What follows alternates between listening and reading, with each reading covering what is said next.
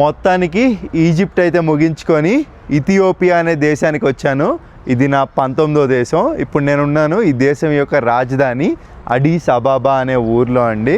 ఈ దేశం international airport, బోలే international airport అంటారు. అన్ని చోట్ల ఎయిర్పోర్ట్లు ఊరికి దూరంగా ఉంటాయి, 20 కిలోమీటర్లు 30 కిలోమీటర్ల అవతల. కానీ ఇక్కడ ఈ ఎయిర్పోర్ట్ మాత్రం కేవలం ఇక్కడ నుంచి ఒక 2 కిలోమీటర్లు నడుచుకుంటూ వెళ్తే సిటీకి అందుబాటులో దగ్గరలో ఉందండి. కాబట్టి నేను ఏంటంటే సరదాగా అలా నడుచుకుంటూ వెళ్దాం అనుకుంటున్నాను. అలాగే ఇప్పుడు నేను వెళ్ళబోయేది ఒక ఎంబసీకి ఒక వీసా అయితే అప్లై చేయాలి. ఎందుకంటే ఈ సంవత్సరంలో 20 దేశాలు అయితే పూర్తి చేయాలని నేను ఒక టార్గెట్ పెట్టుకున్నాను, మీ అందరికీ తెలిసిందే కదా. సో దానిలో భాగంగానే వెళ్ళి ఆ దేశం వీసా కూడా అప్లై చేద్దాం. చూద్దాం అసలు అవుద్దో అవదో తెలియదు, గో విత్ ద ఫ్లో. ఇక పోతే గుర్తుపెట్టుకోండి, మీరు ఎప్పుడైనా మీరు ఇథియోపియా దేశానికి వస్తుంటే మన భారతీయులకి ఆనరేబుల్ వీసా ఉంది. అసలు ప్రాసెస్ ఎంత ఈజీగా ఉందో తెలుసా? ఈజిప్ట్లో ఇమిగ్రేషన్ కంప్లీట్ చేసుకొని ఫ్లైట్ ఎక్కి ఇక్కడికి రాగానే 2 ఆప్షన్లు ఉన్నాయండి. ఒకటి ఈ వీసా అయినా అప్లై చేసుకోవచ్చు, లేదా వీసా ఆనరేబుల్ అయినా తీసుకోవచ్చు. వీసా ఆనరేబుల్లో నాకు నచ్చింది ఏంటంటే పాస్పోర్ట్లో స్టిక్కర్ వేస్తున్నారు, ఈ విధంగా ఉంది. సో అందంగా ఉంది చూస్తానికి. ఈ వీసా ఏంటంటే మామూలు స్టాంపు, ఇప్పుడు మీరు చూస్తున్నారు కదా ఆ విధంగానే వస్తుంది. సో వీసా ఆనరేబుల్ అయితే కనుక $60 తీసుకుంటున్నారండి. మనం ఎయిర్పోర్ట్లోకి రాగానే వీసా ఆనరేబుల్ అని కౌంటర్ ఉంటుంది, ఆ కౌంటర్లోకి వెళ్ళిపోతే $60 వాళ్ళకి పే చేస్తే వాళ్ళు ఏం లేదు నన్ను అడిగారు. సో ఎన్ని రోజులు ఉంటారని అడిగారు. 2 వారాలు ఉంటానండి అన్నాను. ఏం చేస్తారు, మీ దగ్గర డబ్బులు ఉన్నాయా, మీ దగ్గర రిటర్న్ ఫ్లైట్ టికెట్ ఉందా, మీకు హోటల్ బుకింగ్స్ ఉన్నాయా, ఏం అడగలేదు. పాస్పోర్ట్ తీసుకొని అలా స్టిక్కర్ వేస్తారండి. ఇంకా వీసా వచ్చేసి 30 రోజులు వ్యాలిడిటీ, 30 రోజుల వరకు ఉండొచ్చు. $60 అంటే మనకి ఎంత అండి, 5800-900 చేంజ్ స్క్రీన్ పైన ఇచ్చా చూసుకోండి. నా సలహా ఏంటంటే మీరు వీసా ఆనరేబుల్ తీసుకోండి, మన భారతీయులకు ఉన్న మంచి ఆప్షన్ అది. ఎప్పుడైనా ఒక దేశం వస్తున్నాం అంటే ఖచ్చితంగా ఈ దేశంలో మనం ఉండడానికి హోటల్ బుకింగ్లు టెంపరీగానో ఎట్లా కుట్లా చేసేసుకొని మినిమం 2 రోజులకి చేసుకోవాలి.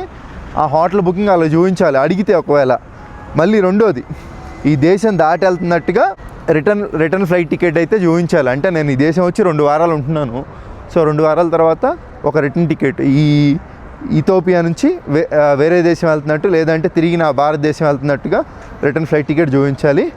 మూడోది, సఫిషియెంట్ ఫండ్స్, నీ దగ్గర ఈ దేశంలో తిరగడానికి సరిపడిన డబ్బులు ఉన్నాయా లేవా. సో ఇట్లాంటి క్వశ్చన్లు అయితే అడుగుతారండి ఎక్కడైనా కానీ. ఇంకోటి ఏంటంటే ఈ మధ్య నీ అవతారం బాగుందా లేదా అని చూసి ఈ క్వశ్చన్లన్నీ కూడా అడుగుతున్నారంట. నువ్వు చూస్తానికి కొంచెం మంచిగా కనపడ్డావు అంటే కనుక మ్యాక్సిమం ఏం అడగరు. లేదు కొంచెం చూస్తానికి కొంచెం డ్రెస్ సెన్స్ ఇదంతా నీట్గా లేకపోతే కనుక అప్పుడు ఇవన్నీ అడిగే అవకాశాలు కూడా ఉంటాయని విన్నాను. కాబట్టి వేరే దేశాలకు వచ్చినప్పుడు కొంచెం మంచిగా డ్రెస్ సెన్స్ కూడా మెయింటైన్ చేస్తే బాగుంటుంది. మనం ఈ దేశానికి కొత్త కాబట్టి ఖచ్చితంగా మనం బయటికి రాగానే ఇంటర్నెట్ కావాలి, గూగుల్ మ్యాప్లకి ఇట్లకి. కాబట్టి ఎయిర్పోర్ట్లోనే సిమ్ కార్డు తీసుకున్నా. ఎయిర్పోర్ట్లో ఇక్కడ ఉండే లోకల్ వాళ్ళని అడిగే 2-3 ఇక్కడ ఏ సిమ్ కార్డు బాగుంటుంది అంటే ఇథోటెల్ అని చెప్పారు. సో వెళ్ళానండి. $14, $1,265, నెల రోజులు అన్లిమిటెడ్, నువ్వు ఎంతైనా వాడుకో ఇంటర్నెట్. ఇక్కడ సిటీల్లో 5G వస్తుంది, నువ్వు పల్లెటూరులోకి వెళ్ళినా 4G వస్తుందని చెప్పారు.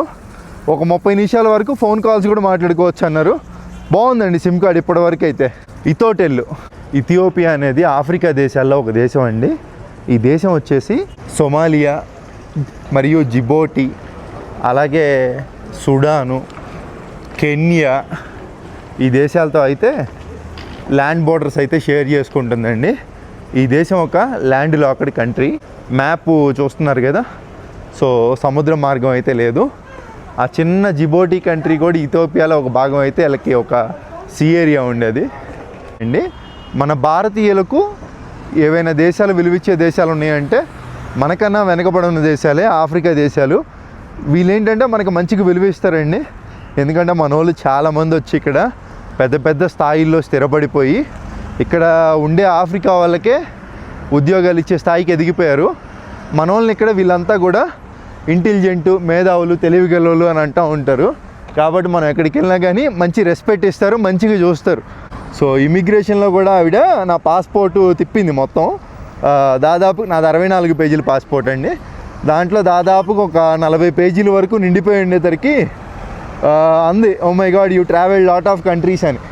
సో అది అట్లా రెస్పెక్ట్ అయితే ఇస్తుంది, నచ్చింది నాకు. ఇక్కడ రోడ్లు ఎలా పడితే అలాగే దాటేస్తున్నారు అంతా కూడా.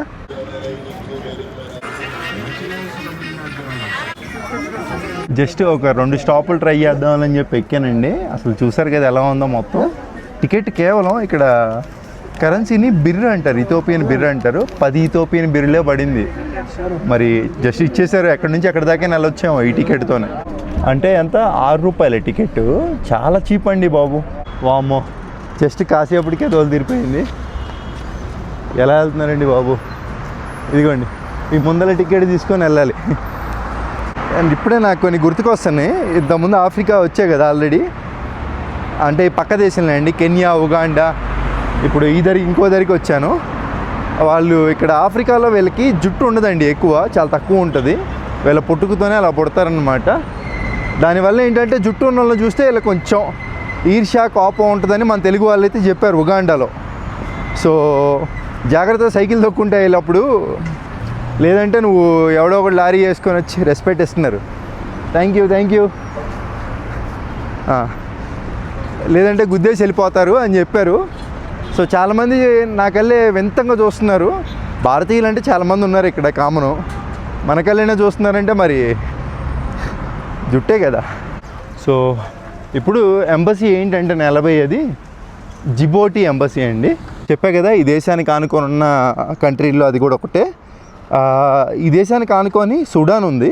సుడాన్ వెళ్ళొచ్చండి, నాకు వెళ్ళడానికి పెద్ద ఇబ్బంది ఏం లేదు. బట్ కాకపోతే ఒక ట్రావెలర్గా నేను ఏంటంటే నాకు యూఎస్ వీసా కావాలి. కాబట్టి అలాంటి దేశాలు వెళ్ళానంటే నాకు యూఎస్ వీసా కొంచెం అప్లికేషన్స్ పెట్టవచ్చు. కాబట్టి ఆ దేశం వెళ్ళా. అందుకే నేను ఆఫ్ఘనిస్తాన్ దేశం కూడా వెళ్ళలేదండి. అటు సెంట్రల్ ఏషియా వెళ్ళినప్పుడు. ఇదిగోండి ఎంబసీ ఆఫ్ నమీబియా. ఇది కాదు ముందల ఈ రోడ్లోనే ఉంటాయి కదా ఎంబసీలు. సో అందుకని జిబోటి అయితే ఎంచుకున్నాను. కెన్యా పక్కన ఆల్రెడీ వెళ్ళిందే మనం. ఇంకోటి సొమాలియా కూడా ఉంది. సొమాలియా అది కూడా కొంచెం ప్రమాదకరమైన దేశమే కదా. సో అంటే నాకు వెళ్ళడానికి ఇబ్బంది లేదు. ట్రావెలింగ్ ప్రొఫెషన్ పరంగా నాకు యూఎస్ వీసా వచ్చిన తర్వాత పాస్పోర్ట్ స్ట్రాంగ్ అవుద్ది. అప్పుడు ఏ దేశం వెళ్ళినా ఇబ్బంది లేదు. ఇదే అండి జిబోటి ఎంబసీ. అది ఒక ఫ్లాగ్ వచ్చేసి ఇథియోపియా, ఒక ఫ్లాగ్ వచ్చేసి జిబోతి. ఇది ఉదయం 8-8:30కి ఓపెన్ చేస్తారంట ఎంబసీ. సో నేను లోపలికి వెళ్ళి అసలు వాళ్ళు ఏమేమి డాక్యుమెంట్లు అడుగుతారు, వీసా కావాలంటే. ఆఫ్రికా దేశాల్లో విన్నానండి, మీరు పాస్పోర్ట్ ఇచ్చి మీరు సింపుల్గా హోటల్ బుకింగ్, రిటర్న్ ఫ్లైట్ టికెట్లు చూపించేస్తే స్టిక్కర్ వెంబడే మీ పాస్పోర్ట్లో వేసి ఇచ్చేస్తారని విన్నాను. మరి చూడాలి అసలు అయిద్దా అవదా, ఏమేమి అడుగుతారు, ప్రయత్నిద్దాం. నాకు కొత్త ఇది, ఎప్పుడు ఇట్లా ఎంబసీల దగ్గరికి రాలా, ట్రై చేయాల.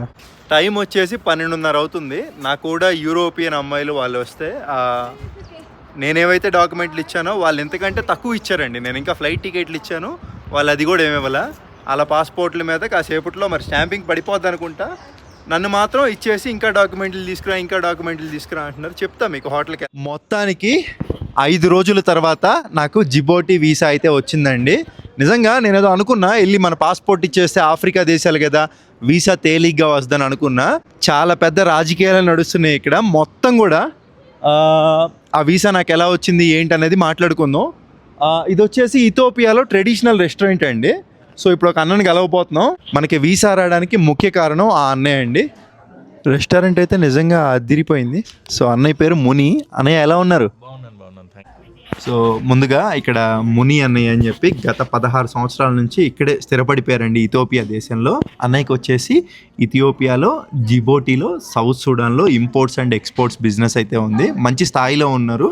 సో ఇంకొక విషయం ఏంటంటే, సో ఈ అన్నయ్య నాకు 2 సంవత్సరాల నుంచి పరిచయం. ఎలా అంటే నేను ఆఫ్రికా సైకిల్ యాత్ర చేసేటప్పుడు అన్వేషణ నాకు నెంబర్ అయితే ఇచ్చారు అన్నయ్యది. సో అప్పుడు అన్నయ్యకి మెసేజ్ చేశాను, అన్నయ్య ఇథియోపియా కూడా వద్దాం అనుకుంటున్నానని. కానీ అప్పుడు వెళ్ళలేకపోయానండి. మీ అందరికీ తెలుసు ఆఫ్రికాలో అప్పుడు చికెన్ ఫాక్స్ అది ఇది అంటున్నారని చెప్పి 5 దేశాలతోనే ఫినిష్ చేసుకొని వెళ్ళిపోయాం వెనక్కి ఇంక ఇండియా. సో కాబట్టి అప్పుడు ఇథియోపియా అయితే రాలేదు.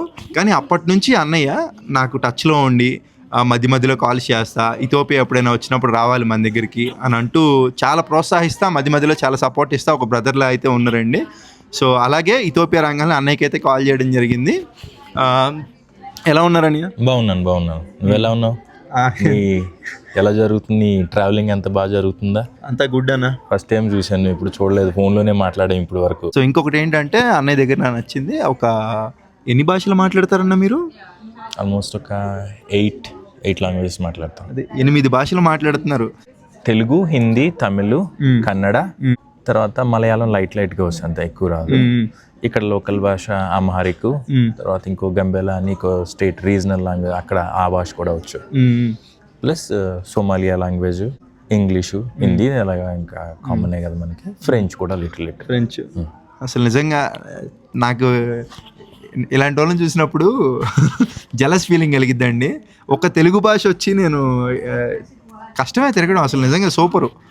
ముందుగా ఈ జిబోటి దేశం గురించి తెలుసుకోవాలండి. జిబోటి దేశం అనేది ఆఫ్రికా దేశాల్లో ఒక దేశం, ఇథోపియాని ఆనుకొని ఉన్న దేశం. ఏమేమి బోర్డర్లు ఉన్నాయంటే ఈ జిబోటి దేశానికి, ఒకటి ఇప్పుడు మనం ఉన్న ఇథోపియా దేశం, ఇంకోటి ఎరిట్రియా అనే దేశం. ఎరిట్రియా అనేది అది కూడా ఒక దేశం అండి, ఆఫ్రికాలో కొంచెం బాగా వెనకబడి ఉన్న దేశం. ఇంకోటి సొమాలియా అనే దేశం అండి. ఈ దేశాలతో బోర్డర్ అయితే షేర్ చేసుకుంటుంది. మిగతా అటు సైడ్ మొత్తం కూడా పోర్ట్ ఏరియా, సముద్రం ఉంటుంది. కాబట్టి వాళ్ళకి ఏంటంటే సముద్ర రవాణా పరంగా ఆ దేశం అనేది ఈ ఇథోపియా కానివ్వండి, ఈ చుట్టుపక్కల ఉన్న కొన్ని ఆఫ్రికా దేశాలకి కొంచెం మెయిన్ అనమాట. ఎందుకంటే పోర్టు అక్కడ నుంచి షిప్పింగ్ ఏమైనా చేసుకోవడానికి కానీ అనుగుణంగా ఉండే దేశం. సో ఈ దేశం ఏంటంటే టూరిజంని అంతగా ప్రోత్సహించట్లేదండి.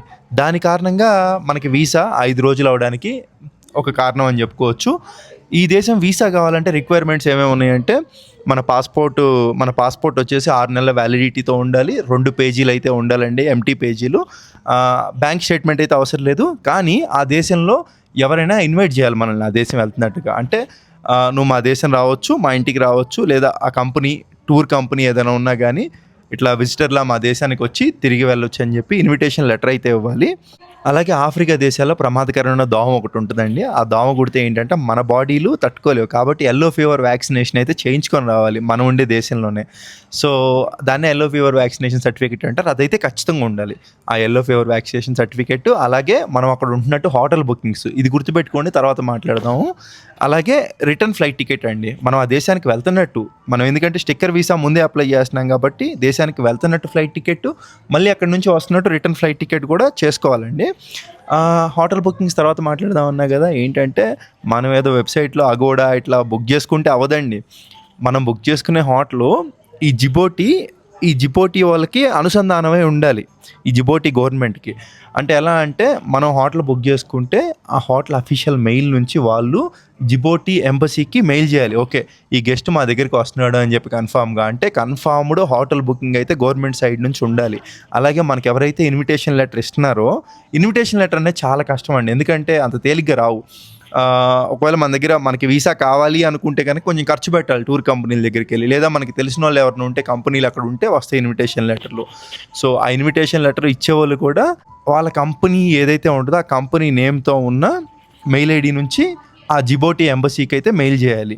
సో ఇవన్నీ చేసిన తర్వాత మనం డాక్యుమెంటేషన్, అలాగే 2 పాస్పోర్ట్ సైజ్ ఫోటోలు కూడా తీసుకొని ఇవన్నీ మనం ఎంబసీకి వెళ్తే, నేను వెళ్ళానండి యాక్చువల్గా. సో ఫస్ట్ రోజు ఏమన్నారంటే మాకు మెయిల్ రాలేదన్నారు. ఇంకా శనివారం ఆదివారం ఎంబసీ సెలవు, శుక్రవారం వెళ్ళాను.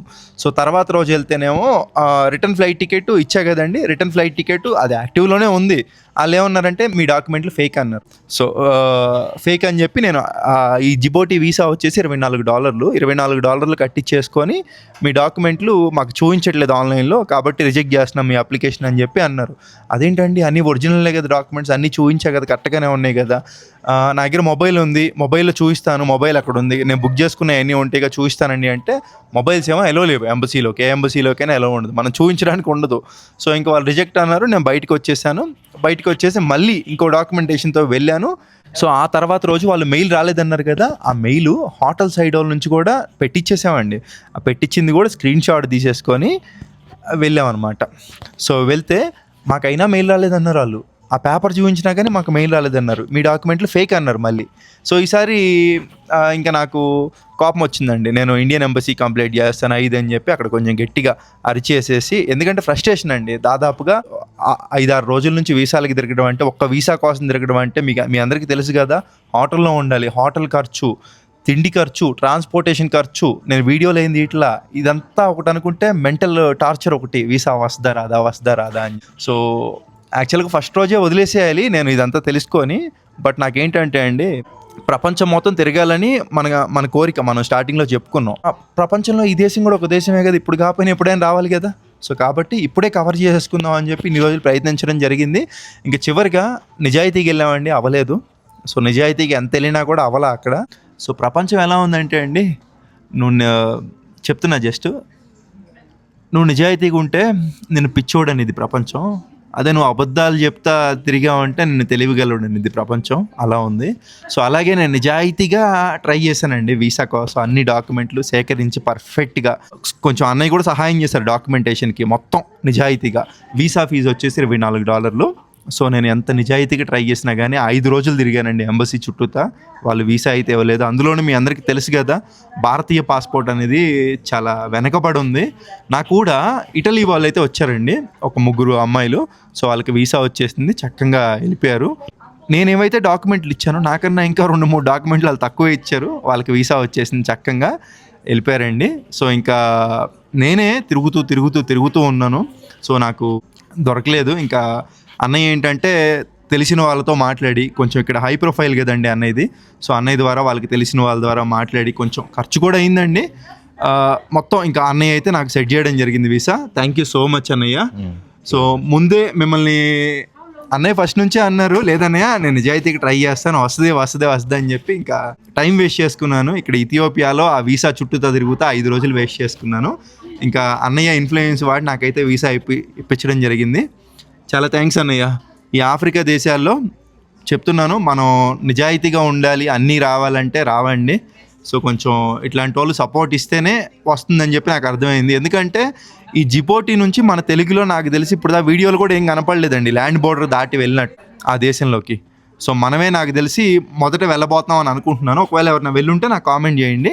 సో ఇప్పుడు ఇథియోపియా నుంచి నేను వచ్చేసి ఇక్కడ అడిస్ అబాబా అనే ఊర్లో ఉన్న ఈ దేశం రాజధాని. ఇక్కడ నుంచి నేను దారిలో 800 కిలోమీటర్లు ఉంది బోర్డర్. దారిలో వెళ్ళే దారిలో మొత్తం ఇక్కడ కవర్ చేసుకున్న వీడియో. ఇక్కడ నుంచి వెళ్ళే దారిలో లొకేషన్ చూసుకుంటూ ఇంకా జిబోటి అయితే రీచ్ అవుతామండి. ఇంకా జిబోటి రీచ్ అయిన తర్వాత అన్నయ్య వాళ్ళు అక్కడ హౌస్ ఉంది. సో ఇక్కడే ఇథియోపియాలో కూడా అన్నయ్యకి హౌస్ ఉంది. అన్నయ్య ఏంటంటే మా ఇంటికి వచ్చేసే తమ్ముడు అని ఫస్ట్ రోజే చెప్పారండి, కానీ నేను వెళ్ళలేదు. దానికి గల రీజన్ కూడా ఏంటో చెప్తున్నాను మీకు. నేను 20 దేశాల యాత్రలో మొదట స్టార్ట్ చేసినప్పుడు సింగపూర్లో అయితే ఉన్నాను, మీ అందరికీ తెలుసు. దాదాపుగా 28 రోజులు ఉన్నానండి. సింగపూర్లో ఒక రోజు స్టే చేయాలంటే యావరేజ్ $50 నుంచి మంచి హోటల్లో ఉండాలంటే $100 కూడా అవుతుంది. సో అంత ఖర్చు మనం పెట్టుకోలేం కాబట్టి తెలుగు వాళ్ళ సహాయం తీసుకొని వాళ్ళ ఇంట్లో అయితే ఉండడం జరిగింది. ఆ సమయంలో నాకు చాలా కామెంట్స్ అయితే వచ్చినాయి, నెగిటివ్ కామెంట్స్. ఇట్లా తెలుగు వాళ్ళు లేకపోతే నువ్వు లేవా, తెలుగు వాళ్ళ దగ్గరే స్టే చేస్తావా అని. అఫ్కోర్స్ తెలుగు వాళ్ళు లేకపోతే నేను లేను, కాకపోతే నన్ను కూడా కొంచెం ఆలోచింపజేసింది. ఏంటి ఎంతో కొంత ఉంటుంది కదా, మనం ఒక ట్రావెలర్ అంటే నేను మామూలుగా పెట్రోల్ పంపుల్లో రోడ్ సైడు స్టేలు చేసిన క్యాంపింగ్ టెంట్లు వేసుకొని ఉన్న రోజులు కూడా ఎక్కువ రోజులు ఉన్నాయండి. కానీ అలా కొంతమంది నెగిటివ్ కామెంట్లు పెట్టడం నాకు అనిపించింది. సో ఇట్లా లేదురా, మనం తిరగబోయే నెక్స్ట్ 20 దేశాలు ఏవైతే ఉంటాయో మొత్తం కూడా మన స్వతగా మనం చేయగలమా లేదా. అలాగే యూట్యూబ్లో నాకు వచ్చే పేమెంట్తోనే నేను ఆ సింగపూర్ తర్వాత నుంచి ఇప్పటి వరకు, ఇది 19వ దేశం, ఇప్పటి వరకు కూడా ఇక్కడ ఇప్పుడు నేను ఉంటున్న హాస్టల్ అయినా కానివ్వండి ఇప్పటి వరకు హ్యాండిల్ చేసుకుంటూ రావడం జరిగింది. కొంచెం ఖర్చులు ఎక్కువైనా కానీ ఇంకా అట్లా మేనేజ్ చేసుకుంటూ వస్తున్నానండి. ఒక చోట తగ్గించుకొని ఒక చోట ఇంకా మేనేజ్ చేసుకుంటూ అలా వస్తున్నాను. సో అలాగే ఇంకా ఇథియోపియాలో కూడా సారీ అన్నయ్య, మీరు ఉండమన్నారు బట్ కుదరట్లా, కానీ జిబోటీలో అయితే ఉంటానన్నయ్య. అది సో అది రీజను. ఇంకొక విషయం ఏంటంటే అన్వేషణ అన్నయ్య నెంబర్ ఇచ్చారు. అంటే అన్వేష్ అన్నయ్యకి ఈ అన్నయ్యకి పరిచయం ఉందనే కదా అర్థం. ఎంత పరిచయం అంటే మొన్న అన్వేష్ అన్న ఇథియోపియా వచ్చినప్పుడు కూడా ఇదిగోండి ఈ రెస్టారెంట్కే వచ్చారు, ఒక వీడియో చేశారండి, షార్ట్ వీడియో, ఇంజీరా అని. ఇక్కడే ఉంది, ఈ అన్నయ్య తీసుకొచ్చింది ఈ రెస్టారెంట్ కూడా అన్వేష్ అన్నయ్యని. అన్న ఎంతకాలం నుంచి పరిచయం అన్న అన్వేషణ మీకు? అన్వేషణ ఆల్మోస్ట్ ఒక 6 years నుంచి పరిచయం, మంచి ఫ్రెండ్. సో నిన్ను పరిచయం చేసింది కూడా నాకు తనే యాక్చువల్గా. నీ గురించి చెప్పాడు, ఇట్లా వస్తాడు రామని హెల్ప్ చేయాలని చెప్తే నో ప్రాబ్లం చేస్తాను అన్వేషణ కూడా చెప్పాను అన్వేష్ తోటి. అవును, thank you so much Anvesh అన్న. అలాగే థ్యాంక్ యూ సో మచ్ ముని అన్న. వీడియో ఇక్కడ చిన్న రెస్టారెంట్లోకి వెళ్తే మనం ఇట్లా చేతులు కడుక్కోవడానికి ఎవరు, ఇది కొంచెం మంచి రెస్టారెంట్ కాబట్టి మొత్తం సర్వీస్ బాగుంది. ఏంటండి బాబు పెద్దది. సో అన్నయ్య మనది ప్రాపర్ ఎక్కడా? ప్రాపర్ మనది వచ్చి తణుకు దగ్గర ఉండ్రాజవరం, మన గోదావరి, వెస్ట్ గోదావరి. అది గోదావరి మర్యాదలు అంటే అలా ఉంటాయి మరి. అన్న ఏంటన్నా ఈ ఫుడ్ అసలు ఏంటి స్పెషాలిటీ?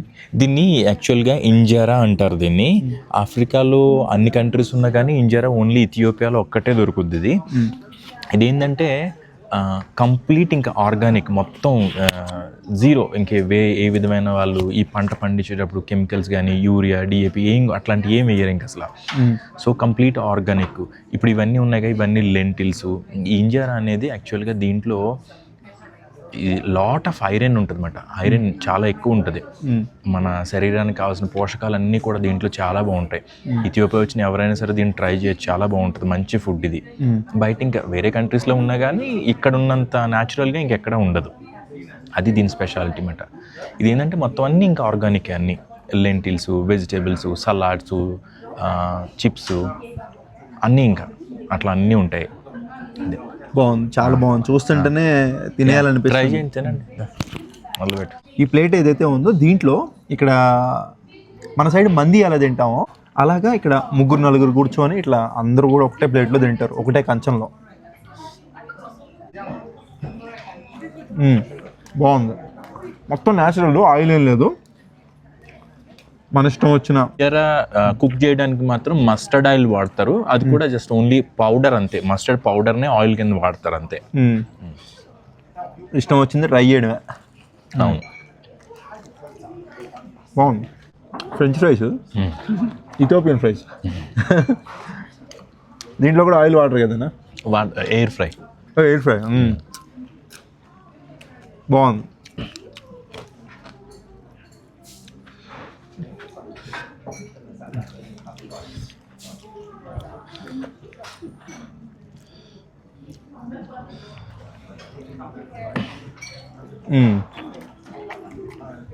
రాగానే అన్నాను అన్నతో, అన్న మీరు అన్వేషణని ఒక రెస్టారెంట్కి తీసుకెళ్లారు కదా, అది భలే ఉందన్న ఫుడ్ అన్నాను అన్నతో. ఇంక అన్న ఏంటంటే నన్ను ఇక్కడికి రమ్మన్నారు రెస్టారెంట్ దగ్గరికి. ఈ రెస్టారెంట్లో ప్లాన్ చేశారనమాట ఇదంతా కూడా, ఇంజరా. చాలా థ్యాంక్ యూ సో మచ్ అన్న, వెల్కమ్. నిజంగా చాలా బాగుంది. My pleasure. ఇక్కడ మిరపకాయలో కూడా టమాటా ముక్కలు అన్నీ పెట్టారు.